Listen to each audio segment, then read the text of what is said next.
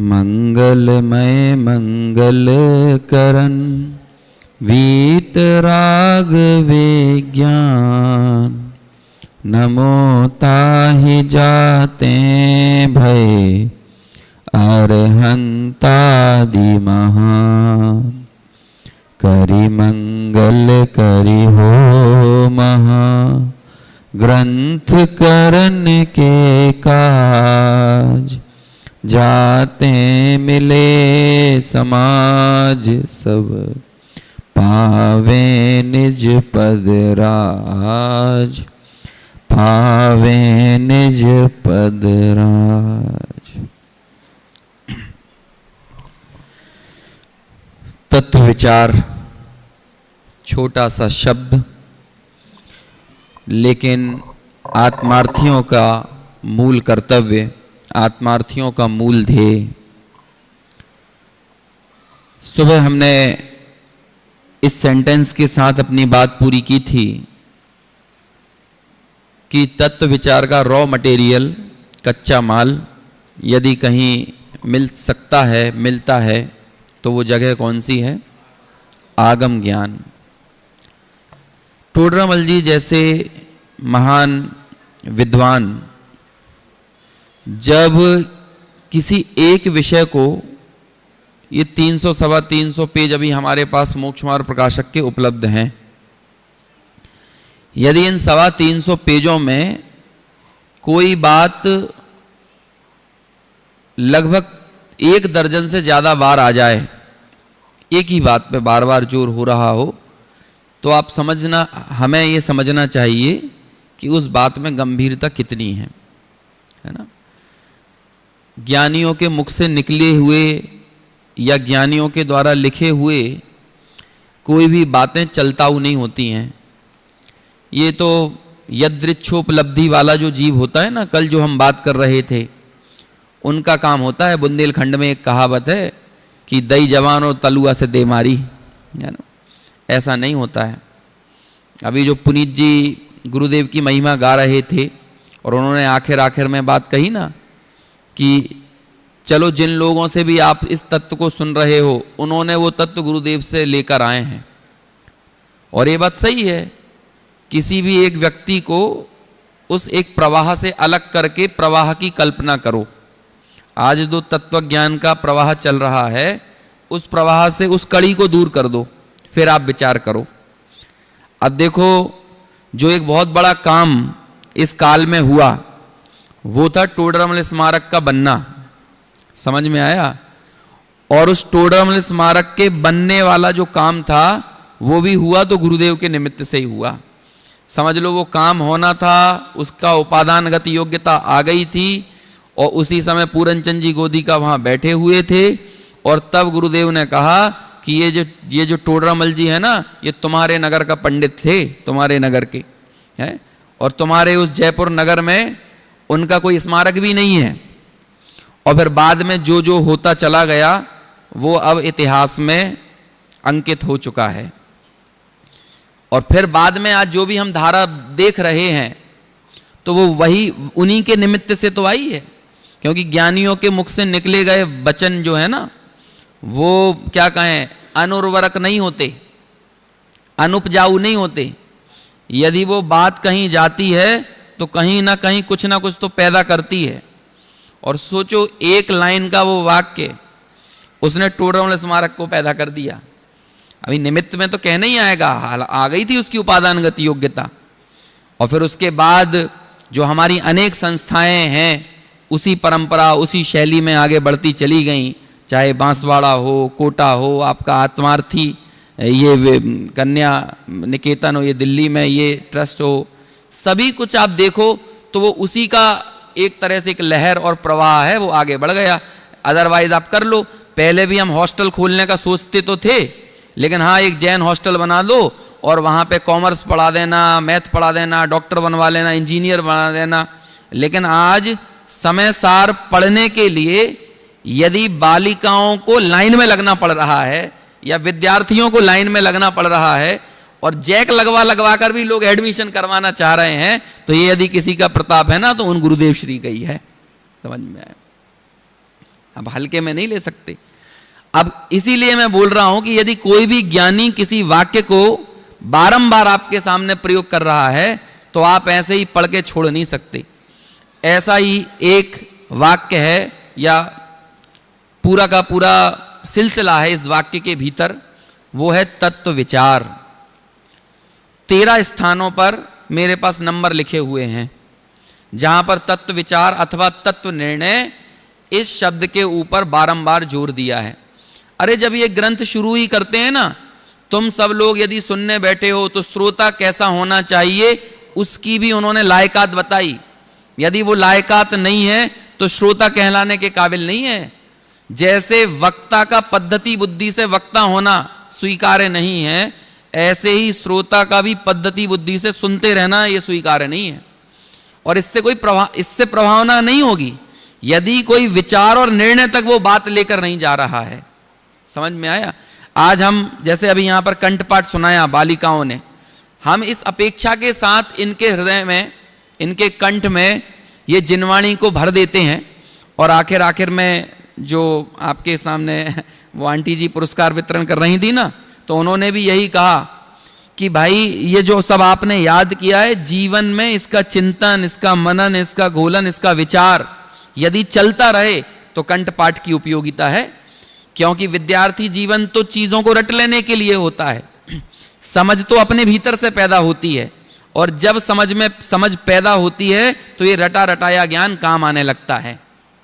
तो इसलिए अभी रटवाया जाता है। अन्ना जी ने एक वो हमें पूरी की पूरी इस समय में परंपरा दी कि याद कराओ बच्चों। हम लोगों को पहले कंटाला आता था ये सब सुनने में, याद करने में। तो अब देखो क्या सबसे ज्यादा जरूरी है। अभी सुबह हमने परीक्षा की बात की थी, जरा पेज नंबर 17 निकालना, 2 पेज पहले इसके। देखो मैं वो 13 जो स्थान है ना, उन 13 ही जगह को थोड़ा छूने की कोशिश करूंगा इस तत्व विचार के प्रकरण में। अब देखो तत्व विचार कौन श्रोता है, उसकी बात कहां से शुरू कर रहे हैं। तो ये कह सकते थे ना कि श्रोता वो है जो अपना घर छोड़कर टिकट कटा के और प्रवचन सुनने के लिए आए हैं।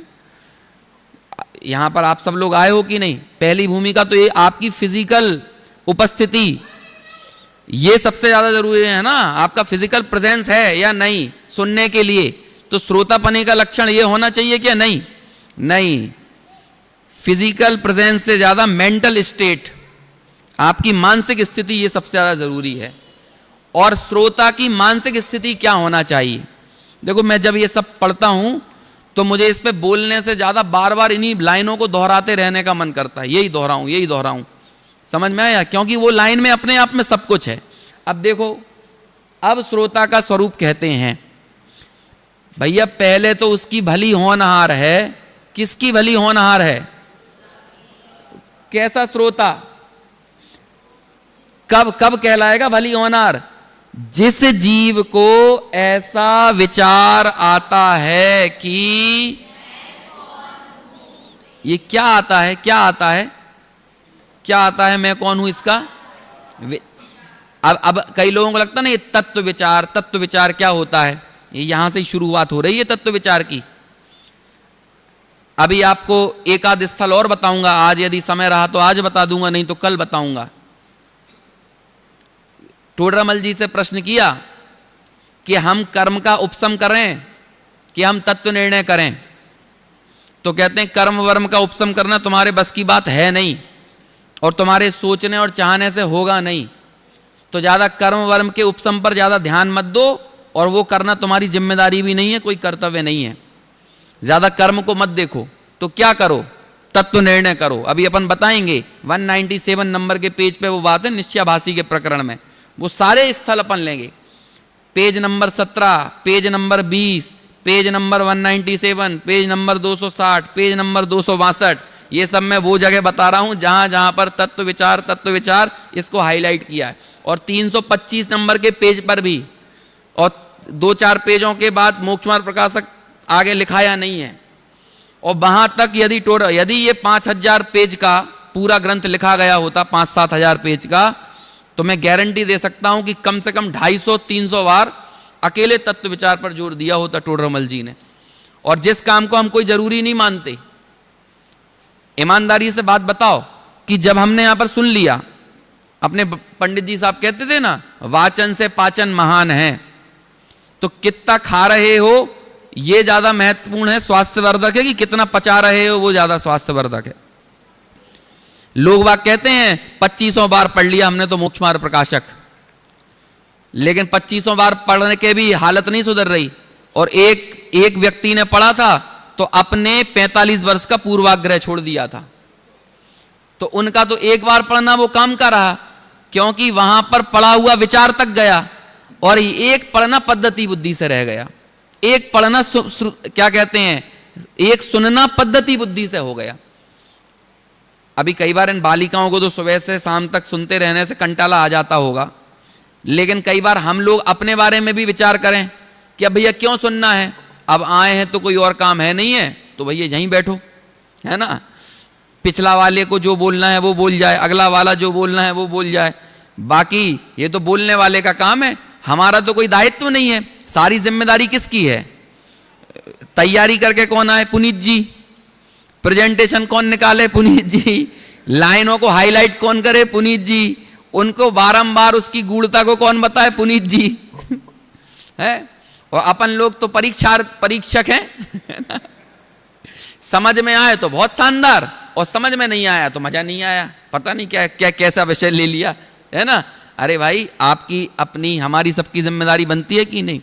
या अब जैसे मैंने यहां पर 7-8 पेजों का जिक्र किया, है ना, वो 13 स्थल हैं, वो मैंने लिखे हुए हैं, मैं याद करूंगा, लेकिन 7-8 तो बता दिए। एक बार हमें वहां जाकर देख के आना चाहिए, एक बार घूम के आना चाहिए कि इन जगहों पर क्या लिखा है, यदि ये चर्चा चल रही है तो। और ये काम है कि जैसे भी 11वीं गाथा की चर्चा चल रही है, तो अभी एक दायित्व तो नहीं बनता है कि 11वीं गाथा का 2, 4, 6, 8 बार अवगाहन हम स्वयं से भी करें। ये हमारी, यदि आप ऐसा करोगे तो यहां पर बोली जाने वाली बात आपको एक अलग असर करेगी। क्यों? क्योंकि अभी, और आप लोगों के चेहरे देखकर वक्ता को ऊर्जा आती है, और फिर आपके भाग्य से बहुत सारी बातें सहज होती हैं। हमारा खुद का कर्तव्य तो नहीं रहता उसमें कुछ, कई बार हम सोच के कुछ आते हैं, या बोलने में जो निकलना वो निकलता है, तो फिर वो ये समझते हैं वो तो योग्यता ही ऐसी थी तो निकल गया, हमने कुछ नहीं किया उसमें। समझ में आया? अच्छा बोले तो आपकी योग्यता, और बुरा बोल जाए तो भी आपके ही कारण है। तो यदि कुछ अच्छा निकल जाए तो अपनी पीठ थपथपा लेना, और बुरा कुछ नहीं समझ में आने लायक कुछ ऐसा निकल जाए तो भी अपने आप को ही कोस लेना। वक्ता ने कुछ नहीं किया यहां पे। एक बार बताओ, आप सब लोग अपनी अपनी योग्यता और भाग्य लेके आए हो कि नहीं? तो जब आपकी योग्यता और भाग्य है तो यहां बैठा हुआ आदमी हर कुछ कैसे बोल सकता है? जो आपके सुनने लायक होगा वही तो बोलेगा ना। जैसी विशुद्धि पक रही होगी, जैसी पात्रता बन रही होगी, वैसे ही तो बोलेगा। अभी मैं कई बार, 1-2 बार मेरा पारिवारिक कार्यक्रमों में जाना हुआ, पारिवारिक कार्यक्रम के नाम पर आयोजन विधान भी हो गया, पारिवारिक कार्यक्रम के नाम पर स्वाध्याय भी हो गया। अब लेकिन जैसे रिश्ते नातेदारी में होता है ना कि भैया हम यदि शादी में नहीं गए तो वे बुरा मान जाएंगे, तो ऐसे इस धार्मिक आयोजन में नहीं गए तो वे बुरा मान जाएंगे, तो सब लोगों को ऐसे पकड़ पकड़ कर जबरदस्ती बिठाल दिया जाता है। अब मैं वहां जाके बोलने की मैंने कोशिश की, मेरे से बोलता ही नहीं है, अब क्या करूं उसमें। तो इससे मुझे ये समझ में आता है कि जो बोलने योग्य होता है वो लोगों की मौजूदगी में ही होता है। जो आपके सुनने की योग्यता होगी, पात्रता, उसमें हमारा करना धरना कुछ नहीं है। अब देखो, वक्ता जो बोलेगा, वक्ता के लिए पहले टोडरमल जी ने तमाचा लगाकर आ चुके हैं एक इससे ऊपर वाले पेज में, और उन्होंने कहा पद्धति बुद्धि से यदि सुना है, धर्म बुद्धि से ना सुना है। समझ में आया? तो फिर वो वक्ता नहीं, धर्म बुद्धि होना चाहिए। इससे फर्क नहीं पड़ता वो मुनि है कि गृहस्थ है, यहां पर अन्य कोई प्रयोजन। धर्म बुद्धि, और धर्म बुद्धि क्या होती है? धर्म बुद्धि क्या है कि आपको निर्णय तक लेकर जाए। इसलिए मैं बोल रहा हूं, बातों को ऐसे ही दरकिनार करने जैसा नहीं है। 2 ग्रंथ गुरुदेव श्री जीवन भर लेकर चले, समय सार को तो उन्होंने छोड़ा नहीं, लेकिन ये मोक्ष मार्ग प्रकाशक भी इतना ही गहरा उनके हृदय में बैठा था। और बल्कि कहे ना, समय सार को पढ़ने के साथ संप्रदाय में रहते हुए जब मोक्ष मार्ग प्रकाशक ने वो ताकत दी, ये टोडरमल जी ने वो ताकत दी कि सारे तरह के प्रलोभनों, वो सारी चीजें आती गईं, लेकिन इसके बाद जब सत्य समझ में आया तो फिर भैया संप्रदाय में रहना बस की बात नहीं है। घर छोड़ देना बहुत आसान है, पत्नी को छोड़ देना, बच्चों को छोड़ देना, धंधा छोड़ देना, सब बहुत आसान है। इंसान के लिए सबसे मुश्किल काम है तो उसका पूर्वाग्रह छोड़ देना है। और जिस पूर्वाग्रह को व्यक्ति ने 45 वर्षों तक पुष्ट किया हो, आपको क्या लगता है जो जैसा हम अपनी युवावस्था जीते हैं ना, वो हमारे मृत्यु तक का अहंकार होता है। आप लोग विचार करो, आप लोगों की आप जहां पर बचपन से युवा हुए हो और युवावस्था से प्रौढ़ अवस्था के लिए हुए हो, आपकी सारी सुनहरी यादें उसी जगह पर टिकी रहती हैं। और आज भी यदि आप 75, 70, 80 साल के भी हो जाओ तो भी तुम हमारा एक दौर था, हमारा एक दौर था। अब वो आपका वो दौर कौन सा था बताना जरा। हमारे यहां कई बार स्मारक में ऐसा होता है, तो हमारे बच्चे जब हमारे पूर्व विद्यार्थी मिलते हैं तो आपस में चर्चा करते हैं। संदीप जी भाई साहब बैठे हुए हैं, है ना, अरे हमारे टाइम पे स्मारक में ये होता था, हमारे टाइम पे ऐसा होता था, मैंने कहा सुनो, फिर मैंने एक बार अपने ही दोस्तों के बीच में कही कि हमारा स्मारक है क्या?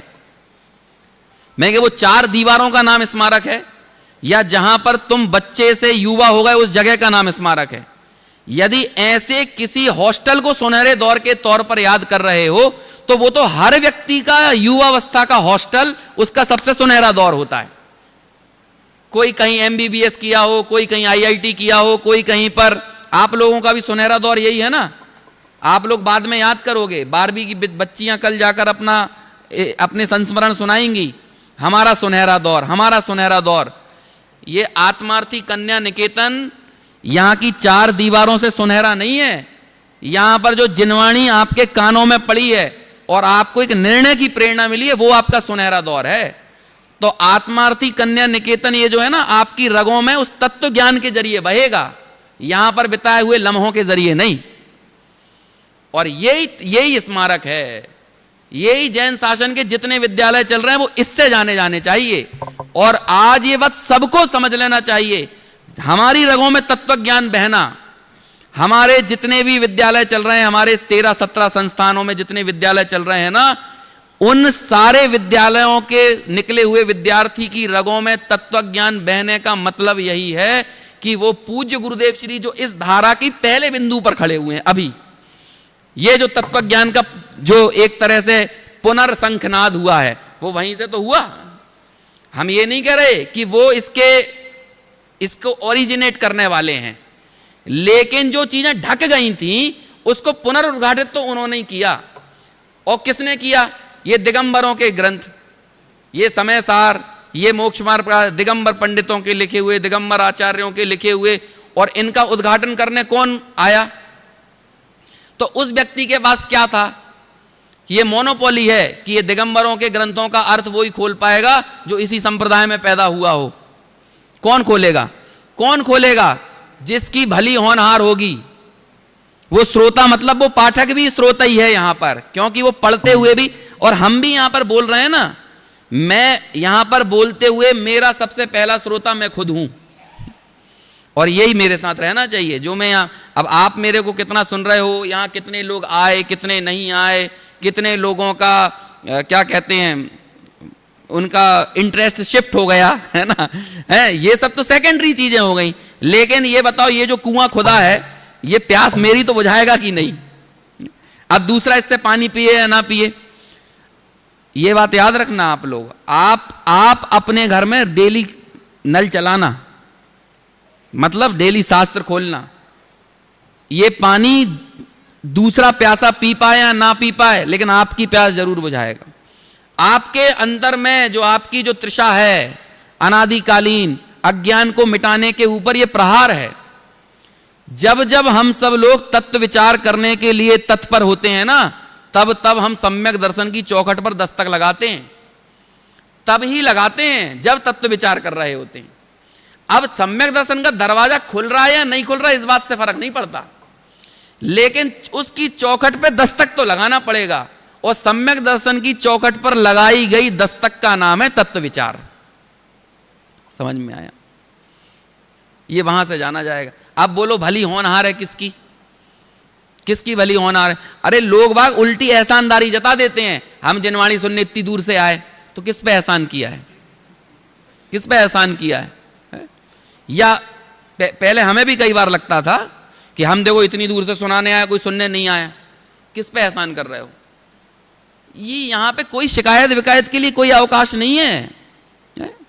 मैं वहाँ पे भोपाल में जाता हूँ, मेरे घर से 11 किलोमीटर पड़ता है, तो लोग बाग कहते हैं भैया आप इतनी दूर से आ रहे हो, ये कर। मैं क्या, सुनो, मैं कोई पे एहसान वहसान नहीं कर रहा हूँ, अपने ही ऊपर कर रहा हूँ जितना एहसान कर रहा हूँ। क्योंकि वो जो 11 किलोमीटर का सफर तय करके वहां से मेरे जो परिणाम बनना चालू होते हैं विषय को लेने के, और फिर व्याख्यान करने के बाद वापस आने के, तो पौन घंटा जाने का, पौन घंटा आने का, और लगभग पौन घंटा वहां रहने का। अपने 24 घंटे के सबसे खुशनुमा और खूबसूरत वो 2.5 घंटे होते हैं। बाकी 24 घंटे का सब बर्बाद है, जिसमें भी कोई और चर्चा और कोई और वार्ता है। समझ में आया? तो हम किसी पे एहसान नहीं कर रहे। ये इससे किसका कल्याण हो जाएगा? जैसे कि ये यहाँ पर गुरुदेव के तत्व को उद्घाटित कर रहे हैं। अच्छा, गुरुदेव को की टीआरपी बढ़ जाएगी क्या इससे? कि यहाँ ज्यादा गुरुदेव को सुनने वाले, गुरुदेव को मानने वाले लोग आ जाएंगे, तो इससे गुरुदेव को क्या फर्क पड़ेगा? उनका निर्वाण जब जिस समय जिस काल में होना होगा वो तो वही तभी होगा ना। इसमें आप और हम लोगों के मानने से किसे क्या मिल जाएगा? हम अमृत चंद्र पे एहसान कर रहे हैं कि हम आचार्य कुंद पर कर रहे हैं कि हम भगवान महावीर स्वामी पे, किसे क्या फर्क पड़ेगा? हम इस सत्य को स्वीकार करें नहीं करें से अब कोई बल जबरी के साथ और अपने दम को दिखाने के लिए हमें नहीं मानना, तुम्हें जो सुनाना सुनाते हो, हमें नहीं मानना, मत मान भाई। और लोग बागों की ये चिंताएं बहुत होती हैं। आजकल की युवा पीढ़ी में धर्म नहीं रह गया, ऐसा नहीं रहेगा, इन मंदिरों का क्या होगा, इन स्वाध्याय भवनों का क्या होगा, इन संस्थाओं का क्या होगा। अरे ज्यादा इन संस्थाओं की, मंदिरों की, स्वाध्याय भवनों की, जिनवाणी की चिंता मत करो। तुम ये सोचो कि तुम्हारे जीवन से जिनवाणी चली जाएगी तो तुम्हारा क्या होगा। समझ में आया? जिनवाणी का क्या होगा? जितनी जिनवाणी आज उपलब्ध नहीं है, से जिनवाणी को क्या हुआ? और उन जिनवाणी को लिखने वाले आचार्यों का क्या हुआ? उन्हें तो उनकी विशुद्धि का, उनके भावों का फल मिल गया है, लेकिन हमारे विचार से हमारा क्या होगा, इस बात से फर्क पड़ता है। अब ये चीज सोचो, अब ये जिसकी भली होनहार हो, सबसे पहला मूलभूत प्रश्न यहां से खड़ा होता है। एक पूरा जीवन बिता देते हैं और हम अपने सबसे बुनियादी प्रश्न को नहीं खोज पा रहे हैं।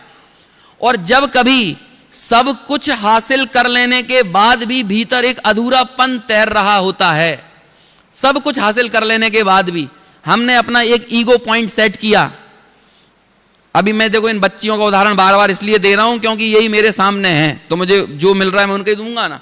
अभी इन्होंने एक ईगो पॉइंट सेट किया कि मुझे यहां से निकलकर चार्टेड अकाउंटेंट बनना है, तो ईगो पॉइंट कहां पर सेट हो गया है? चार्टेड अकाउंटेंट बनने पर।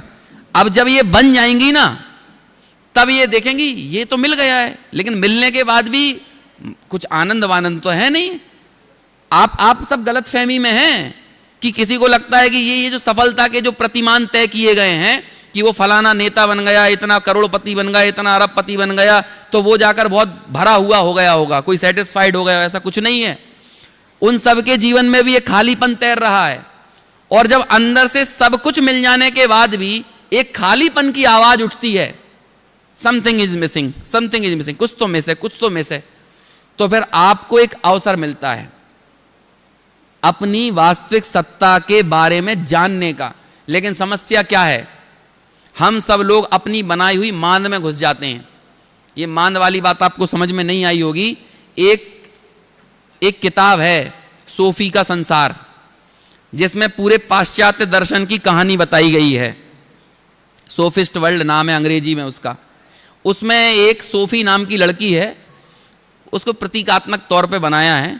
उसके पास एक खरगोश रहता है, तो जब भी वो खरगोश को संकटों से बचाने के लिए, खिलाने के लिए या उसको दाना पानी देने के लिए उसे पकड़ने जाती है, तो वो खरगोश क्या करता है ना, वो एक मांद के अंदर घुस जाता है, एक घास फूस की मांद के अंदर। और घास फूस की मांद में घुसकर ये सोचता है कि अब मैं सबसे ज्यादा सुरक्षित हूं। तो वो सोफी विचार करती है कि देखो, इसे यही नहीं मालूम है कि कौन इसका भला करने वाला है और कौन इसका बुरा करने वाला है। और ये जिस घास फूस की मांद में घुसा है ना खरगोश, एक थोड़ी सी हवा चलेगी, पानी गिरेगा, ये मांद भी चली जाएगी और ये खरगोश भी चला जाएगा उस हवा पानी में। और मैं तो इसे सुरक्षित जगह पे लेके जा रही हूं, लेकिन तब भी इसे समझ में नहीं आ रहा कि मुझे कहां रहना चाहिए और कहां नहीं रहना चाहिए।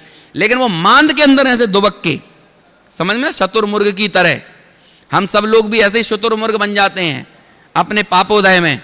तो हम अपने मुंह को ऐसे छुपा लेते हैं, सोचते हैं कि अब संकट नहीं आएगा, है ना।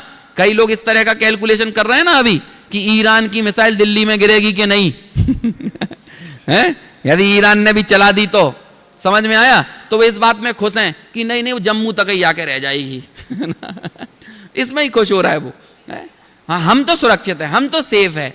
अरे और ज्यादा होगा दिल्ली में, चलो दिल्ली में अटैक करेंगे तो वो जो दूसरे मध्य प्रदेश में रहे हमें तो अटैक नहीं करेंगे, यदि कुछ करेंगे तो राजधानी पे करेंगे दिल्ली के, तो उसमें खुश हैं। अरे भाई तुम सब अपनी अपनी मांद में घुसे हुए, तुम्हें पता नहीं है हित काय में है और अहित काय में है। और ऐसे ही जब अंदर से समथिंग इज मिसिंग की आवाज उठती है तो हम सबकी आज वर्तमान की यूनिवर्सल मांद है एक, जहां पर हम घुस जाते हैं, उस मांद का नाम है ये मोबाइल। वो लोग घुस जाते हैं कि नहीं? अब जो लोग जब भी कभी आपको ऐसा कुछ लगे खालीपन, तो अब खालीपन में हमें क्या चला जाएगा? कौन इन विचारों में पड़े और इस विचार को हवा देने वाले आगम का अभ्यास भी भला कौन करे? तो सबसे आसान तरीका, सबसे ज्यादा कॉमन तरीका, ऐरे गहरे नत्थु खैरे जो भी हो, चाहे रिक्शा चलाने वाला हो चाहे तो बहुत बड़ा साइंटिस्ट हो, सबके सब इस मांद के अंदर घुस जाते हैं और वो सोचते हैं कि वेब सीरीज लगा ली और सोची अब हम सबसे सुरक्षित हैं। ये सोच रहे हैं कि नहीं? गलत फहमी में मत रहो। समझ में आया? भली होनहार होगी तब तुम्हारे ये विचार पैदा होगा, और उस विचार का नाम क्या है? क्या क्या लिखा है कि मैं कौन हूं? ये सबसे बुनियादी प्रश्न है। समझ में आया? मैं सुखी कैसे हूं? ये सबसे बुनियादी प्रश्न है। और जीवन में सुख एक साध्य रहा है हम सबका, और उस सुख को अर्जित करने के लिए हम जो कुछ भी जीवन भर करते रहे वो साधन रहे हैं। सुख साध्य है ना, और आपने पैसा कमाया तो पैसा काहे के लिए कमाया? सुख के लिए। तो पैसा क्या हो गया? साधन। पैसा साधन हुआ ना। तो जीवन में हमने नौकरी की, पैसा कमाया, धंधा किया, दुकान चलाई, पढ़ाई की, काहे के लिए की? सुख के लिए। तो पहले क्या था? सुख पढ़ाई, सुख पढ़ाई, सुख पढ़ाई, और बाद में पढ़ाई पढ़ाई पढ़ाई पढ़ाई पढ़ाई, और सुख कहां पर आ गया? जो आपका टेम्परेरी साधन था वो ऊपर आ गया। सुख पैसा, सुख पैसा, सुख पैसा, और पैसा पैसा पैसा पैसा पैसा, और सुख कहां हो गया? तो ऐसे साध्य का कत्ल नहीं किया अपन ने कदम कदम पे? सुख दुकान, सुख दुकान, और दुकान दुकान दुकान दुकान हो गया कि नहीं? आप अपने जीवन भर के प्रयत्नों को देखो। पहले हम किसी साध्य के लिए जूझ रहे थे, लेकिन जैसे जैसे हम समझदार होते गए हमने साधन को ही साध्य मान लिया, और यही गलती हम पुण्य के साथ करते हैं। मंद कषाय आकषाय में ले जाने के लिए थी, आकषाय में ले जाने का निमित्त बनने के लिए थी, क्योंकि यही एक परिपाटी है कि जब आप जल युक्त सतह से निर्जल तट पर जाओगे तो पानी धीरे धीरे उतरेगा। ऐसे ही जब आकषाय तत्व की यात्रा आप कर रहे होगे तो कषायों का प्रवाह मंद होगा, लेकिन कोई उस मंद प्रवाह को अपना गंतव्य मान ले तो बोलो वो साध्य तक कब पहुंचेगा? उसे परंपरा से साधन कहा ना, वो इस नाते कहा जब आप आकषाय की यात्रा कर रहे होगे तो वो मंद कषाय बीच में एक पड़ाव के तौर पर आएगा, और चूंकि आएगा तो तदात्वे प्रयोजनवान, वो उस भूमिका में जानने में आया हुआ प्रयोजनवान, ऐसा लिखा। लेकिन वो जानने में आया हुआ प्रयोजनवान आपको गंतव्य लगने लगा, तो अब क्या करेगा आदमी? अभी लोगों से प्रश्न पूछो, भाई मंदिर क्यों आते हो? उत्तर दो। वो उत्तर मत दो जो आप यहां बैठकर देना चाहते हो, वो उत्तर दो जो आपके अंदर में चल रहा है। मंदिर क्यों आते हो? मंदिर से जाने के लिए, और काहे के लिए आते हैं? आत्मार्थी ट्रस्ट क्यों आए हो? ये इस गुरुवाणी मंथन शिविर में क्यों आए हो? इससे जाने के लिए। जबकि हमने बचपन में जब 5वीं 6वीं में भी रहे हों या 5-6 साल के रहे हों तो एक बात हमें सिखाई गई थी, बाहर से मंदिर आओ और मंदिर से अंदर जाओ। इसका मतलब क्या है? अशुभ को छोड़कर शुभ में आओ, और फिर शुभ को भी छोड़कर शुद्ध में आओ। लेकिन ये बात तो भूल गए। अब हमारे लिए क्या हो गया है?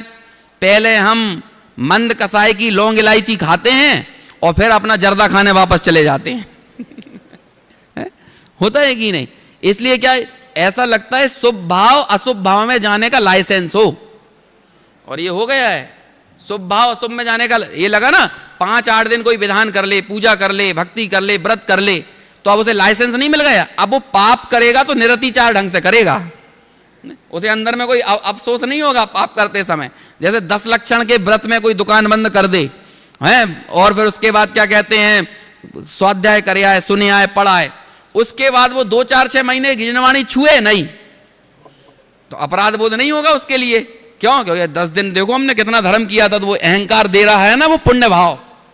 समझ में आया कि ये सब मांद हैं, ये साधनों की ऊहापोह में साध्य दृष्टि से ओझल हो जाता है, और दृष्टि का विषय उस साध्य का नाम है। मैं कौन हूं, मतलब मैं की सत्ता, और उस मैं की सत्ता की पड़ताल में वर्णाद्यावा राग मोहादयोवा, वर्णादि और रागादि से निज भाव को न्यारा किया। वो निज भाव में हूं, और उस निज भाव तक ले जाने के लिए 4 प्रकार के व्यवहार का निराकरण किया जा रहा है। और ये सम्यक दर्शन की गारंटी है 11वीं गाथा जो यहां पे चर्चा चल रही। अब लेकिन बिना विचार के बोलो वो 11वीं गाथा क्या है। मैं तो पहले बहुत सुनता था, मैंने क्या 2017 मैंने स्मारक में 2007 में पास आउट हो गया था, लेकिन तब हमारे टाइम पे हिंदी ट्रांसलेशन वगैरह तो था नहीं, तो हमें समझ में नहीं आता था ज़्यादा, और अपन थे मध्य प्रदेश के बुंदेलखंड के, तो अपन को तो और समझ में नहीं आता था।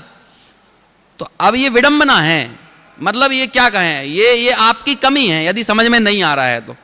फिर तो या तो भैया देव योग से आप जुड़ जाओ, या फिर आप यत्न साध्य पुरुषार्थ पूर्वक उस वाणी से जुड़ जाओ, तो आपको बात समझ में आएगी। तो 2017 से पहले मैंने कई बार सुना था ये 11वीं गाथा जिन धर्म की प्राण है, जैन धर्म की प्राण है, और 2017 से पहले मैं 4-6 बार 11वीं गाथा पे प्रवचन भी करके आ गया था। लेकिन सही बता रहे हैं, कुछ समझ में नहीं आता था कि ये जैन धर्म की प्राण है। लेकिन वो 2017 में पहली बार 11 कितने 10-11 व्याख्यान है इसमें 19वीं बार के, तब वो सुने, तब समझ में आई ये क्यों जैन दर्शन की प्राण है। समझ में आया। भूदत्त मस्तिदो खलु सम्मा दिट्ठी हवदि जीवो, ये सम्यक दर्शन की गारंटी दे दी कि नहीं। भूतार्थ के आश्रय से सम्यक दर्शन होता है, जिससे सम्यक दर्शन होता है, जिसके लिए हमारी सारी जद्दोजहद है। ये जद्दोजहद काहे के लिए, चारों अनुयोग जिस एक नाम पर एक मत से तारीफ करते हैं, उस एक नाम का नाम है सम्यक दर्शन। प्रथमानुयोग भी तारीफ करता है, करणानुयोग भी करता है, चरणानुयोग भी करता है, द्रव्यानुयोग। सम्यक दर्शन की महिमा में कहीं कोई विरोधाभास नहीं है। सम्यक दर्शन की महिमा तो सब जगह एक सी है। तो अपन जिन मंदिर में आए या स्वाध्याय भवनों में आए, सम्यक दर्शन को लेकर तो डाउट नहीं होना चाहिए। और इस काल के कलिकाल सर्वज्ञ जिन्हें कह रहे हैं, वो अपने ग्रंथ में 2-3 जगह तो लिख रहा है सम्यक दर्शन कैसे होता है। उसमें से सबसे पहले नंबर की गाथा है 11वीं गाथा, जो डंके की चोट पे कह रहे हैं सम्मा दिट्ठी हवदि जीवो। ये आचार्य कुंद कुंद के वचन है, डोंट टेक इट ग्रांटेड। हल्के में मत लो। अब और कैसे चाहिए, हाँ वो तो सही है, ये 11वीं गाथा, और बताओ और कैसे होता है। तो फिर 13वीं गाथा में कह दिया, इसी भूतार्थ को और खोल के कह दिया, भूदत्थेणा विगदा जीवा जीवा या पुण्य पावम चा आसव संवर निज्जर बंधु मुखो या सम्मतम। भूतार्थ से जाने हुए जीव जीव आश्रव बंध। भूतार्थ से जाने हुए मतलब भूतार्थ का आश्रय करो, भूतार्थ से जाना हुआ आश्रव सम्यक दर्शन है। बोलो आश्रव का श्रद्धान करो, करो आश्रव का श्रद्धान, आश्रव का श्रद्धान करो। आश्रव का श्रद्धान क्या है, करो। समझ में आया। और फिर करवाया है ना आश्रव का, आगे जाके करवाया है तो निर्णय आश्रव कैसा होता है, कर्ता कर्म अधिकार वहीं से शुरू होता है। और आश्रव ही आश्रव के विशेषण दिए हैं, वो तो अमृत चंद्राचार्य ने आत्मा के दे दिए, नहीं तो कुंद कुंद तो आश्रव के विशेषण दे रहे थे। आश्रव दुख रूप, आश्रव असुचि, आश्रव विपरीत, आश्रव दुख का कारण, आश्रव असरण, ये सब दिए ना 72 और 74 नंबर की गाथा में। अब बोलो करो आश्रव। आश्रव की भावना भाव, आश्रव भावना है कि नहीं, तो क्या भावना भाव, आश्रव की भावना भाव, आश्रव दुख कार घनेरे, बस ये भावना भाव। अब इस आश्रव से भिन्न अपने को देखो, आश्रव से भेद ज्ञान करो, आश्रव में भेद ज्ञान मत करो। अपने देवेंद्र जी पंडित जी साहब कहते हैं कि नाक का मैल और कान का मैल कौन सा अच्छा है, कौन सा मैल निकाल के खाना खाओगे। ये देखो छी कर रहे हैं, जितना छी तुम्हें नाक का और कान का मैल लग रहा है ना, उतना छी आश्रव के लिए निकला। सुनो, पेट के मैल से भी बुरा आश्रव है, पेट के मल से भी बुरा, क्योंकि यहां पर मल पड़ा हो तो जीव पूर्ण वीतरागी हो जाता है, लेकिन आश्रव पड़ा हो तो नहीं हो पाता। तो बोलो ज्यादा बुरा मल कौन सा है? लेकिन वो कभी छी लगा, कभी असुचि लगा, कभी दुख का कारण लगा, और जो ऐसा जान लेता है वो कहते हैं उसका बंध का निरोध हो जाता है। तो आश्रव के जानने से बंध का निरोध हो गया कि नहीं? तो ये सब विचार की कीमत है, विचार, ये है विचार की ताकत। उस विचार के लिए यहां पर कह रहे हैं कि ये विचार जिसको आता है, मैं कौन हूं, मेरा स्वरूप क्या है, पढ़ लो इसको पूरा, क्योंकि हो सकता है कल हम ये ना पढ़ें। समझ में है ना? So just take a glance, कल हम 197 पेज पर चलेंगे सीधे तत्व विचार की यात्रा में। पढ़ो आप लोग सब मिलके साथ में। भली होनहार है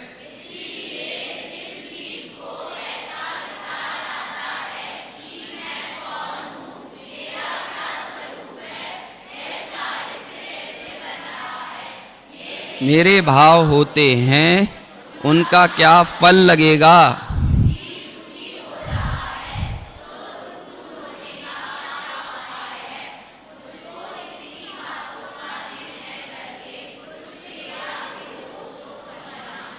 ऐसे विचार से उद्यमवंत हुआ, पुनश्च इस कार्य की सिद्धि, रुक जाओ, पुनश्च इस कार्य की सिद्धि कैसे होती है? शास्त्र सुनने से होती है। इस कार्य की सिद्धि शास्त्र पढ़ने से होती है। सोचो तो सही, आप कैसे आगम को ऐसे उचका सकते हो ऊपर? रॉ मटेरियल है ये, रॉ कच्चा माल है तत्व विचार का। इस कार्य की सिद्धि, ये विचार वाले कार्य की सिद्धि शास्त्र सुनने से होती है। आगे पढ़ो। ऐसा जानकर, रुको, क्रीड़ा करता है प्रीति पूर्वक। ये है, ये जो शुरू में बात बोल रहे थे, ये है स्वाध्याय की परंपरा। हमारा वजूद है ये स्वाध्याय हमारा वजूद है। आप कितने ही डांस करवा लो यहां पे, आपका वजूद चला जाएगा। तालियां बजवा लेना, 4 लोग भी जिंदा रहेंगे, इस वजूद से रहेंगे कि आपके यहां स्वाध्याय कितना है। हल्के में नहीं लेना इस चीज को, हर चीज को कटौती कर देना। ये जाने जाते हो यदि तुम्हारी जगह जगह ख्याति हुई है, इसके बल पर हुई है, कभी सोचना भी नहीं इसको कट करने के लिए। प्रीति पूर्वक शास्त्र सुनता है, तथा गुरुओं के कहे अर्थ को अपने अंतरंग में, बस रुक जाओ, विचारता है।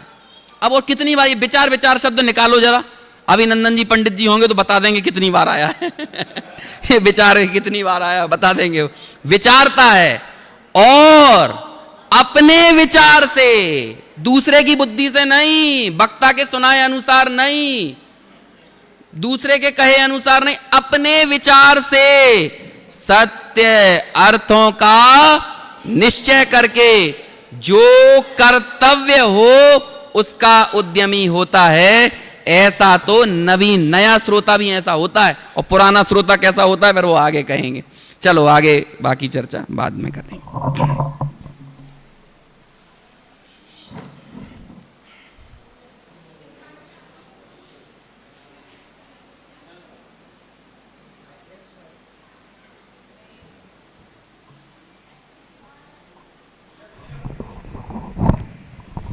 अभी आप और हम सभी ने भोपाल से पधारे विद्वान आदरणीय डॉक्टर अंकुर जी शास्त्री भोपाल वालों के प्रवचनों का, ये अभी अंकुर जी वर्तमान में दूरदर्शन भोपाल में पदस्थ हैं और अभी सोनागिर से एक दिन का कार्यक्रम गैप करके यहाँ पर पहुँचे हैं। वास्तव में तत्व को सुनाने की एक इनकी छोटी सी रुचि बता रहा हूँ। आदरणीय काका जी बैठे हैं, हम तो अपना मार्गदर्शक प्रेरणा स्रोत सब इनको ही मानते हैं, महिपाल जी साहब को। काका जी भाई साहब दूरदर्शन में जॉब करते हैं, तो सतपथ भोपाल में जो स्वाध्याय भवन अपना बना है वहाँ पे प्रतिदिन सुबह स्वाध्याय कराने जाते हैं। अब स्वाध्याय पैंट शर्ट पहन के तो करा नहीं सकते, गद्दी पे बैठना उचित नहीं, कुर्ता पजामा पहन के जाते हैं और स्वाध्याय के बाद में 9:45 बज जाते हैं। ऑफिस जाना होता है तो गाड़ी में चलते चलते कपड़े चेंज करते हैं ऑफिस के, क्योंकि ऑफिस की ड्रेस दूसरी है, स्वाध्याय की ड्रेस दूसरी है, चलते चलते कपड़े चेंज करते हैं गाड़ी में। इतनी इनको स्वाध्याय के प्रति इनका सुनाने का, दूसरों को जोड़ने का, दूसरों को समझाने का इतना भाव रहता है। वास्तव में ऐसी विषम परिस्थितियों में भी विद्वान हमारे बीच में पधारते हैं। हम इनका बिल्कुल पूरा पूरा लाभ ग्रहण करें। बाकी विशेष जो भी कहना होगा सुबह विधान में कहेंगे ही। कल हमारे जिन शासन के जो शाश्वत पर्व हैं 16 कारण, उन पर्वों का कल समापन दिवस है और उस उपलक्ष्य में हमने प्रासंगिक विधान रखते हुए 16 कारण महामंडल विधान रखा हुआ है। हमारी कल का विधान गुड़गांव के महिला मंडल की ओर से है। चूंकि उनको आने में किसी प्रकार का विलंब आदि हो, उसको ध्यान में रखते हुए हमने विधान आमंत्रण करता तो वे ही रहेंगे, लेकिन विधान को हम शीघ्रता से प्रारंभ करेंगे। 7:30 बजे से 8:30 तक ही विधान होगा, जैसा आज संपन्न हुआ था। तो हम कल के मुख्य कलश विराजमानकर्ता के रूप में हम राकेश जी खेकड़ा परिवार, उनकी ओर से हम मुख्य कलश विराजमान करते हुए विधान प्रारंभ करेंगे। एक कलश हमारी त्रिशला जी, जो हमारी कान निवृत्ति निलय की निवासी, उनकी ओर से विराजमान होगा। कल के 3 कलश शेष हैं। हाँ जी, कल के, हाँ अच्छा, कल के तीनों कलश हमारे पिड़ावा मुमुक्षु मंडल की ओर से पुष्पेन जी, नगेश जी भाई साहब, अभिषेक जी आदि पधारे हुए हैं। वे 3 कलश उन परिवार की ओर से विराजमान होंगे। कल प्रातः का कार्यक्रम यथावत रहेगा। ठीक 6:45 से 7:15 तक श्री जी का अभिषेक प्रक्षाल पूजन, 7:15 से 7:30 तक हमारी नित्य नियम की पूजन अर्घा बलि आदि होगी। 7:30 से 8:30 तक विधान के बाद में विराम होगा। विराम के बाद में पूज्य गुरुदेव श्री का सीडी व्याख्यान होगा 9:30 से 10 बजे तक, और 10 से 11:15 पहला व्याख्यान और 11:15 से हमारा द्वितीय व्याख्यान। लगभग 12 बजे तक इस प्रकार हमारा सुबह का कार्यक्रम रहेगा। अभी आप लोग यहाँ से प्रस्थान ना करें, अभी स्वाध्याय हो गया है, अब समय है इन बालिकाओं की प्रस्तुति का। ये कोई भी विद्वान ये नहीं चाहता कि हमारी बालिकाओं की प्रस्तुति ना हो, लेकिन सारे कार्यक्रम समय अनुसार संचालित होंगे। अभी हमारी थोड़ा सा विलंब हुआ है। कल हमारे एक बहुत बड़ा काम यहाँ पर संपन्न हुआ। रेखा दीदी यहाँ पर बैठी हुई हैं, उनका भी बहुत प्रयास रहा। हमारे स्थानीय विधायक के संयोग से हमारी बालिकाओं को जो पानी की समस्या आती थी, बिल्डिंग के लोगों को पानी की समस्या आती थी, लगभग शायद दीदी 9-10 साल बाद हुआ ना, 10 साल, लगभग 10 साल बाद कल यहाँ पर सरकारी नल का कनेक्शन भी यहाँ पर हो गया है। ये बहुत बड़ा काम हमारा संपन्न हुआ है और उसको ही ध्यान में रखते हुए परसों रात्रि में 3 तारीख को यहाँ पर दिल्ली सरकार के उप मुख्यमंत्री प्रवेश वर्मा जी और स्थानीय सांसद योगेंद्र चंदौलिया जी और स्थानीय विधायक इन बालिकाओं के दीक्षांत समारोह में शामिल होने के लिए हमारे बीच में पधार रहे हैं। मेरा आपसे आग्रह है कि जिन भी हमारे आसपास में जिन भी लोगों के परिचित हों, साधर्मी हों, उनको भी आमंत्रित करें। ये हमारे लिए बहुत बड़ी उपलब्धि है कि जब इस ट्रस्ट की नींव रखा रही थी, 2002-2003 की बात है, उस समय प्रवेश वर्मा जी के पिताजी मुख्यमंत्री थे साहिब सिंह जी, वे स्वयं उस शिलान्यास में मौजूद थे और उसके बाद आज पुनः हमारे बीच में अवसर आ रहा है। तो मेरा आपसे आग्रह है अन्य साधर्मियों को भी इस कार्यक्रम में 3 तारीख के कार्यक्रम में आमंत्रित करें। अभी जिनवाणी स्तुति होगी, उसके बाद में हमें मंच समर्पित करेंगे एक सुंदर नाटिका के लिए। अभी हाँ कल है, अभी क्या है, अंताक्षरी, अभी कोई कार्यक्रम है ना आपका? कुछ नहीं, अच्छा ठीक है। हम आज यहीं विराम प्राप्त करेंगे और कल प्रातः सुबह फिर मिलेंगे आपके साथ में श्री जी के अभिषेक प्रक्षाल के साथ में। आइए जिनवाणी स्तुति के लिए बालिकाएं। हाँ हेलो, श्रीयुता कह रहे हैं कि कार्यक्रम नहीं था तो प्रवचन और चल सकता। तेरो नाम धन्य है माझन वाणी, तेरो नाम सारे जग में धन्य है। तेरी उतारो आरती माँ, तेरी